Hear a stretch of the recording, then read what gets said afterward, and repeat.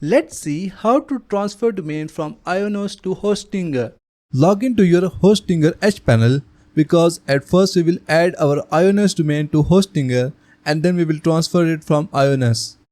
So to add a domain, from the left menu click on Domains. Click on Add New Domain. Select Transfer an existing domain. Add your domain name here and then click on Transfer. And here you will see a message, requirements not met. Domain is locked at the current registrar. So at first we are going to turn off the lock from Ionos.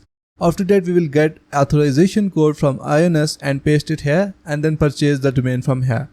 Log into your Ionos account and then click on Domains and SSL from here. Now select the domain that you want to transfer. Click on this 3 dots button and then click on Renewal and Transfer. Now turn off the domain transfer lock from here. After that, from the top just click on Privacy and Contact Details. And you can also turn off private registration from here.